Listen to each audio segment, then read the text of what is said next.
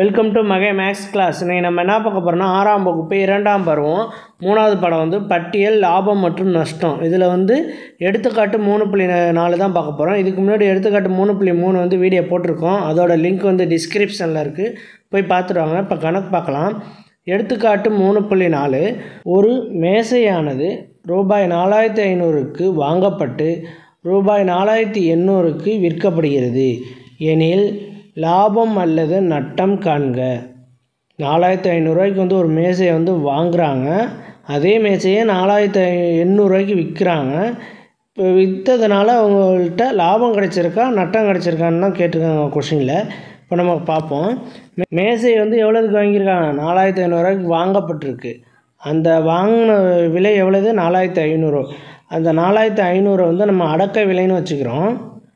4500 அடக்க விலை. ஏன் அடக்க விலைன்னு வச்சுருக்கோன்னா அதை வாங்கியிருக்கோம், அதை வாங்கினதுனால அடக்க விலை. அதை எவ்வளோதுக்கு விற்றுருக்காங்க? 4800 விற்றுருக்காங்க. அதை என்னன்னா விற்பனை விலைன்னு எடுத்துக்கிறோம். விற்பனை விலை, விற்றை விலைன்னு கூட வச்சுக்கலாம், இல்லைனா விற்பனை விலைன்னு வச்சுக்கலாம். அது எவ்வளவு? 4800. ஓகேவா? அடக்க விலை கண்டுபிடிச்சிட்டோம், இப்போ விற்பனை விலையை கண்டுபிடிச்சிட்டோம். ஓகே, இது ரெண்டில் எது அதிகமாக இருக்குது? 4500 பெருசா 4800 பெருசா? 4800 தான் பெருசு.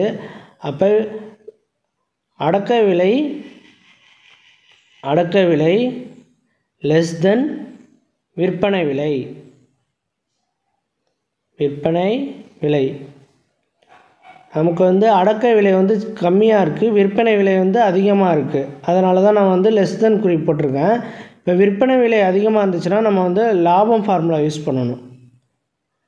லாபம் ஈக்குவல் டு, ஏன்னா அடக்க விலை கம்மியாக இருக்குது, விற்பனை விலை அதிகமாக இருக்கனால நம்ம லாபம் ஃபார்முலா யூஸ் பண்ணி போடுறோம். ஓகேவா? லாபம் ஈக்குவல் டு விற்பனை விலை மைனஸ் அடக்க விலை. விற்பனை விலை மைனஸ் அடக்க விலை.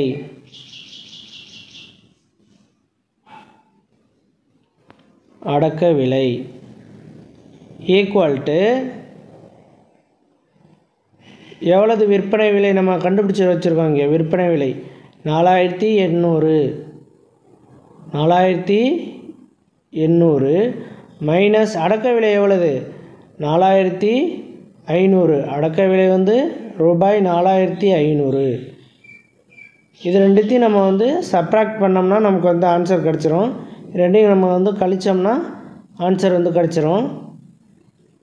4800 மைனஸ் 4800 4500. 4800லேருந்து இதை கழிச்சோம்னா 0 0 5 8ல் 5 போச்சுன்னா மீதி 3. 8ல் 5 போச்சுன்னா மீதி 3. 4 4 0 ஆயிரும். இதை நம்ம சப்ராக்ட் பண்ணால் இந்த ஆன்சர் கிடச்சிருக்கு 300. ரூபாய் 300. ரூபாய் 300. அவருக்கு எவ்வளவு லாபம் கிடச்சிருக்கு? 300 ரூபாய் லாபம் கிடச்சிருக்கு. எவ்வளோதுக்கு வாங்கினாங்க? 4500 வாங்கினாங்க. அவங்க எவ்வளோதுக்கு விற்றாங்க? 4800 விற்றதில் அவங்களுக்கு லாபமாக எவ்வளோ கிடச்சிருக்குன்னா 300 ரூபாய் கிடச்சிருக்கு. அவ்வளோதான் இந்த கணக்கு. நெக்ஸ்ட் வீடியோவில் பார்க்கலாம். இந்த வீடியோ பிடிச்சிருந்தா லைக் பண்ணுங்கள், ஷேர் பண்ணுங்கள், சப்ஸ்கிரைப் பண்ணுங்கள், அந்த பெல் பட்டனையும் கிளிக் பண்ணுங்கள். அப்போ தான் போடுற வீடியோ உடனுக்குடன் கிடைக்கும்.